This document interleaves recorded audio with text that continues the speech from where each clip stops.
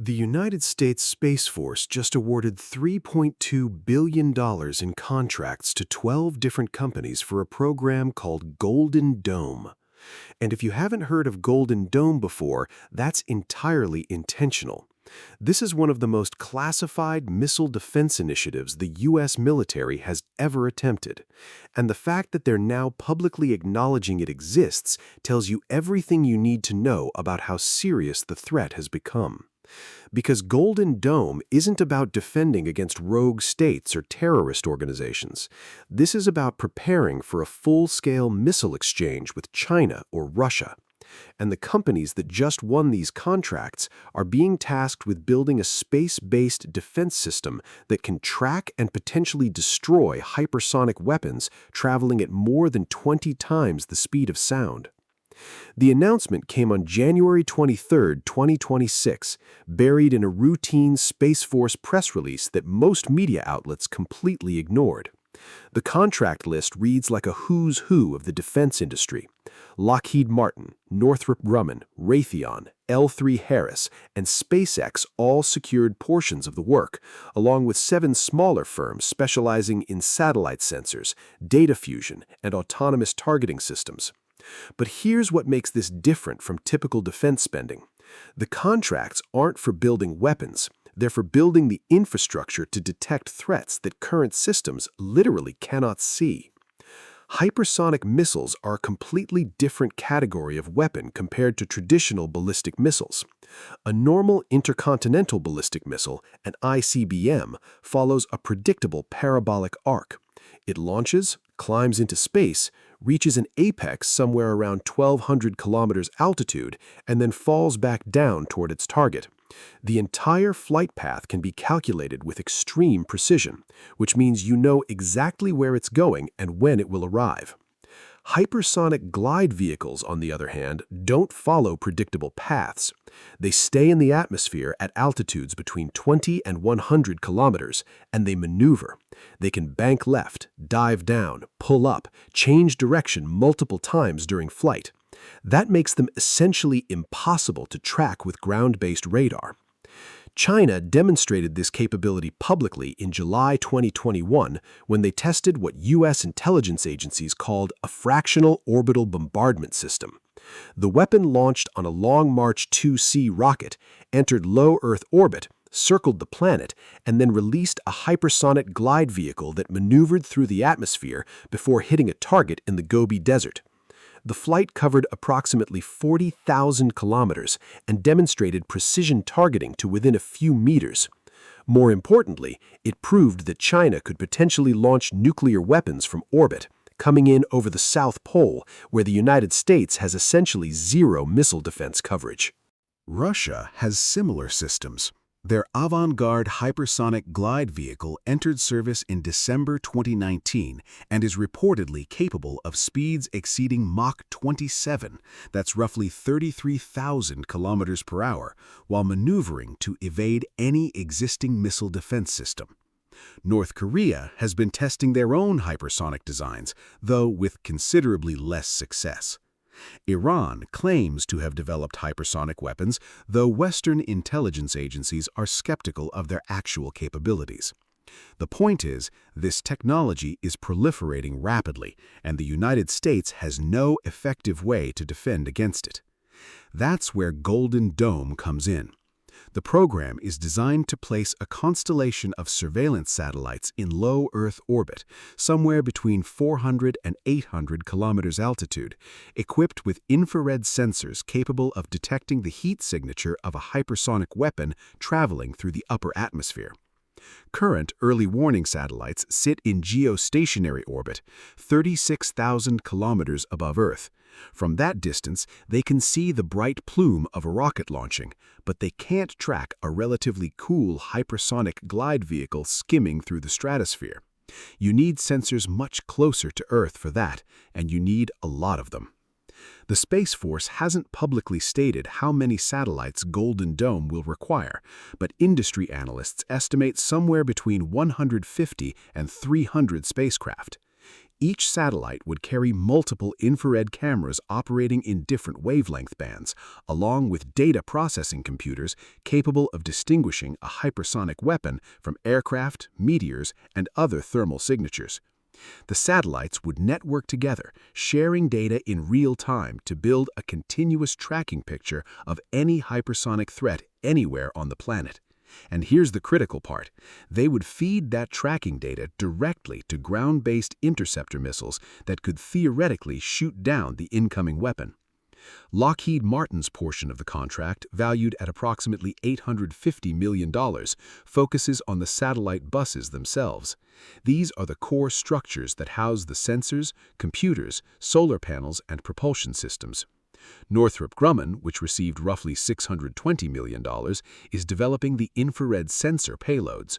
These are incredibly sophisticated instruments, cooled to near absolute zero to maximize sensitivity, capable of detecting temperature differences of less than 1 degree Celsius from 500 kilometers away. Raytheon's $540 million contract covers the ground segment, essentially the network of receiving stations, data centers, and command facilities that will control the constellation and process the sensor data. SpaceX's involvement is particularly interesting.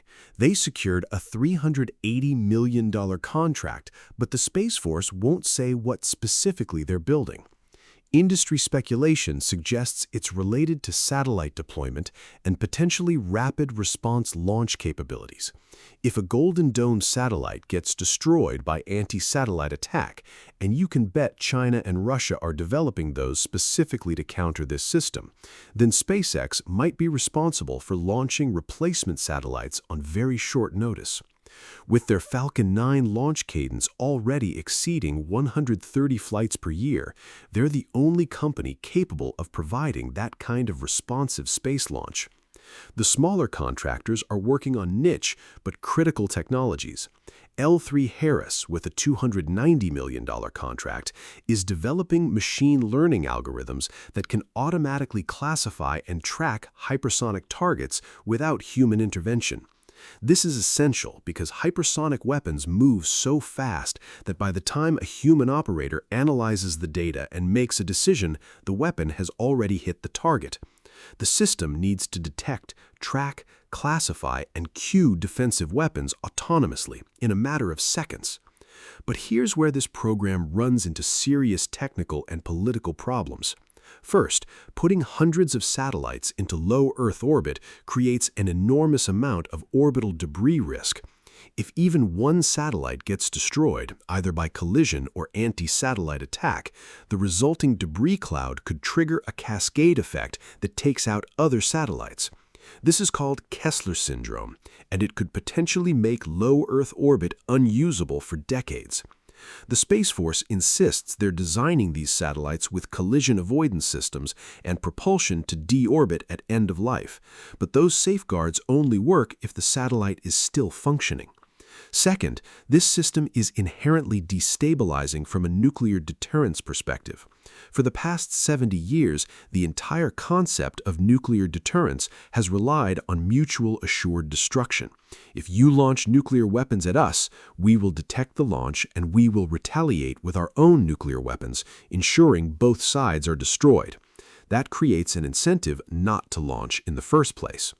But if the United States develops an effective missile defense system, that calculus changes.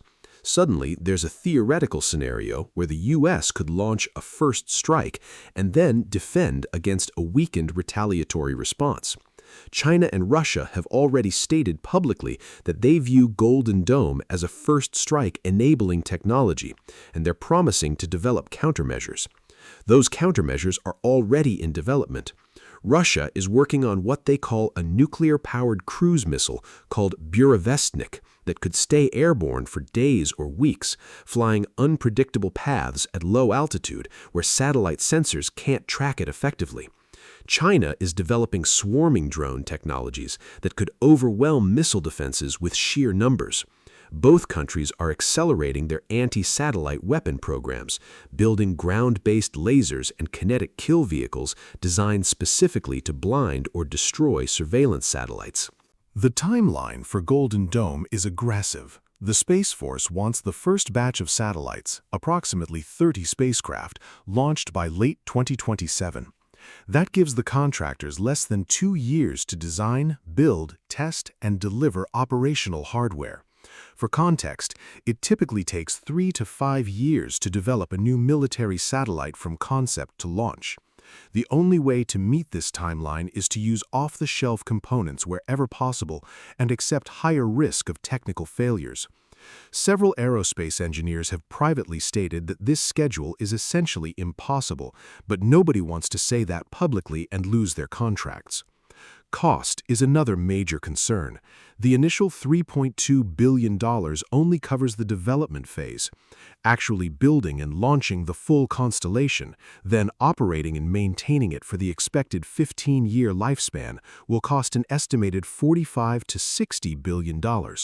For comparison, that's roughly equivalent to the entire annual budget of NASA. And unlike NASA programs which have public support and scientific value, Golden Dome is purely military with no civilian applications.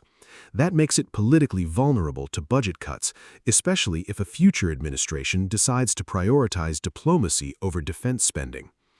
So here's the theory that's starting to emerge among defense analysts. Golden Dome might not actually be about building a functional missile defense system. Instead, it could be a strategic signaling operation, demonstrating to China and Russia that the United States is capable of deploying this technology, thereby forcing them to spend enormous sums on countermeasures. It's essentially an arms race, but one fought in satellite development contracts rather than on battlefields. Whether that's smart strategy or dangerous escalation depends entirely on your perspective. Either way, 2027 is going to be a critical year. We're probably going to see the first Golden Dome satellites launch, likely on SpaceX Falcon 9 rockets. We might see China or Russia conduct anti-satellite tests in direct response, potentially destroying one of their own satellites to demonstrate capability. And we could be looking at a fundamental shift in how nuclear deterrence works, moving from land-based missiles to space-based sensors and orbital weapons platforms. Unfortunately, though, there will probably still be a lot of geopolitical tension along the way.